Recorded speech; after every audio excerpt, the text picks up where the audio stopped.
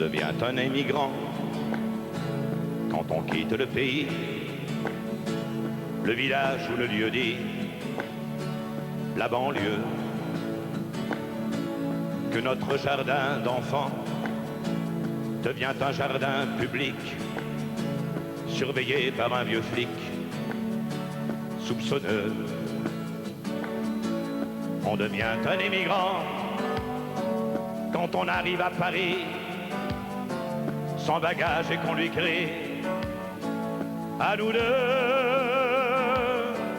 On devient un émigrant quand on trouve dans le noir un remède au désespoir qui nous prend. Une femme de 30 ans, Rita, Judith ou Malou, qui s'achète ou qui se loue, qui se vend. On devient un émigrant quand le corps épouse l'âme et qu'on rencontre la femme, le volcan, et que l'on quitte en chantant une mère de banlieue qui pleure de tous ses yeux, mais qui comprend.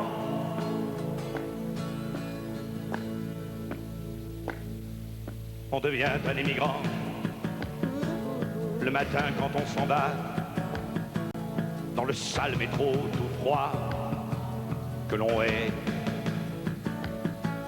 mais qu'on emprunte pourtant pour assurer la pitance et pour payer les vacances de juillet.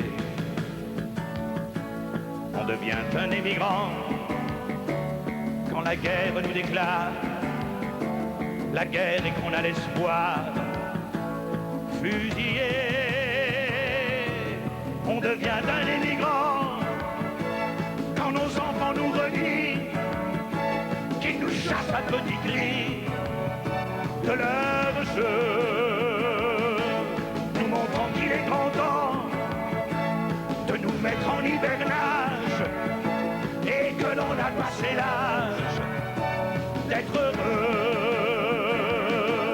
Alors comme un émigrant, on redevient marginal, on arrive au point final, au tournant, tassé comme un émigrant, dans un vieux bateau bancal, qui a de l'eau dans les voiles. Il est temps d'émigrer vers le soleil, et j'émigre.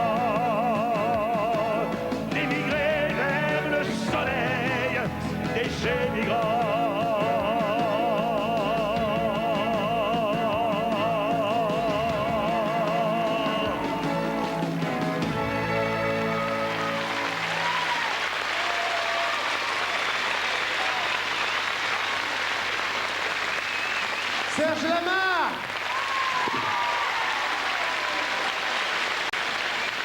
Merci Serge. Merci à toi de me recevoir. Dis donc. Merci Aldo. Oui, à Monsieur Bouygues et à toute l'équipe. On devient un émigrant. Oui, ben c'est une nouvelle chanson dont la musique a été écrite par mon camarade Tony Stefanidis et dont j'ai écrit les paroles et qui est une des chansons qui marche le plus fort actuellement dans mon tour de chant. Oui, elle fonctionne aussi. Je l'ai vu au Casino de Paris. Voilà, ben c'est pour ça d'ailleurs que je passe en premier, parce qu'il faut vite que je file parce que les motards m'attendent pour arriver à peu près à l'heure et un peu en retard quand même. Ça fonctionne très bien. Hein. Ça fonctionne très bien, oui, mais normalement c'est 8h30, alors aujourd'hui on commence un peu plus tard. On va s'excuser auprès de tous les spectateurs du Casino de Paris. Dis-moi, il t'arrive de faire quelquefois 2 matinées, d'ailleurs tu fais 2 matinées le dimanche. Je fais 2 matinées le dimanche, oui, et puis des fois ça m'arrive effectivement de sortir avec des camarades le soir et de finir très tard, comme dimanche dernier par exemple. Voilà, où nous étions ensemble oui. Chez ma cousine, enfin le cabaret chez ma cousine à Montmartre, où nous fêtions le contrat de Tony. De Tony Stefanidis, qui est en train d'y passer, oui, en ce moment. Il chante tous les soirs là-bas et on a passé une bonne soirée, d'ailleurs, qui s'est terminée très tard, très tôt plutôt, exactement. À la surprise de tous les gens qui venaient dîner là, Serge est monté sur scène et a chanté. Oui, les émigrants, donc, et puis j'ai chanté aussi 2 ou 3 chansons, puisqu'on a fait beaucoup de chansons avec Tony. Ouais. Voilà. Et Serge, tout à l'heure je disais que tu étais l'homme de tous les paris, tous les risques. C'est vrai que là, encore une fois, lorsque tu commences à t'installer à nouveau dans cette carrière d'artiste, et tu as décidé de faire Cyrano. Non, non, ça c'est une légende, ça j'ai lu ça dans la presse. Non, c'est vrai que ça fait partie des rôles, si j'ai tenté qu'un jour je fasse de la comédie, ça fait partie des rôles qui m'intéresseraient. Bon, enfin, il y en a plein d'autres. Alors, il y a des journalistes qui sont venus m'interviewer. Si jamais un jour vous faisiez du théâtre, qu'est-ce que vous souhaiteriez? Alors, je cherchais, bon, c'est vrai que Cyrano de Bergerac est un très beau rôle. Il y a aussi Créon, mais je suis encore un peu jeune, ça t'étonne peut-être, mais tout de même. Non, non. Il y a Créon, puis il y a plein de rôles au théâtre. Non, je laisse ça. Je pense que Belmondo va le faire. Belmondo va le faire et je crois que c'est tout à fait pour lui et c'est une très bonne chose pour le théâtre. Quels sont les gens dans ta profession? Je crois que tu connais beaucoup tes confrères. Tu les regardes évoluer. Tu aimes la chanson, tu aimes la musique, bien sûr, mais tu en connais. Est-ce qu'il y a des gens avec lesquels tu aimerais travailler dans ce métier? Ben, je pense surtout qu'on devrait davantage se rassembler. Je crois que ça serait bien si un jour on pouvait faire un spectacle, je ne sais pas, je dis n'importe quoi, mais si un jour on faisait un spectacle, par exemple une grande comédie musicale avec Aznavour, Sardou, Lama, Lahaye, et puis qu'on fera un grand spectacle, peut-être même pour 2-3 mois. Ça pense qu'évidemment tous ces gens ont des emplois du temps et c'est pas toujours facile de concilier tout, mais ça serait peut-être bien pour le métier qu'on fasse un grand truc comme ça à plusieurs. Je crois que ça serait une chose que le public apprécierait. Il faudrait faire ça entre 3 et 5 heures du matin, on aurait tout le monde.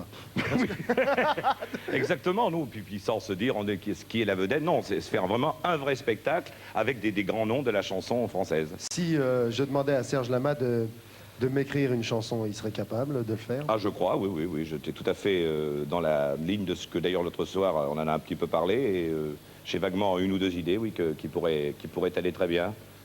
Parce que je dis souvent que ceux qui n'ont pas, comme toi, ceux qui n'ont pas eu de famille voudraient en avoir une, et puis souvent, comme disait Jules Renard, ceux qui en ont une ne voudraient pas en avoir quelque part, parce que il y a des gens avec qui s'entendent pas très bien avec leur famille, mais quand on voit quelqu'un comme toi, parce qu'on a un peu parlé, bon, on va pas vous raconter notre vie, mais c'est vrai que c'est quand même merveilleux d'avoir une famille, je m'en rends compte actuellement. C'est vrai. Dis-moi, pour terminer, avant de terminer, est-ce que tu as un mot à dire, Monsieur Bouygues? Qui t'admire beaucoup, Monsieur Bouygues, hein, il est là. Ben écoutez, quand vous voulez. Hein. Bon, très bien, on arrête là. Nous sommes lancés. Corinne Charby, tu la connais? Oui, bien sûr. Hein, elle a rompu... Je la connais, puis une très jolie femme. Oui, elle est jolie fille. Elle a rompu avec son image... Ah bon, j'ai cru qu'elle avait rompu avec toi. Non, avec son image, là, oui, ça m'a fait peur. Avec son image un petit peu romantique de ses débuts, elle a décidé de s'affirmer un petit peu plus. Elle a légèrement évolué au niveau de son aspect physique et elle revient en force. C'est dommage peut-être. Non. Parce que c'était déjà très bien. Hein. Elle a décidé de revenir et d'affirmer sa personnalité. Voici sa nouvelle chanson, Pas vu, pas pris, avec toute l'équipe de Reda. Corinne Charby.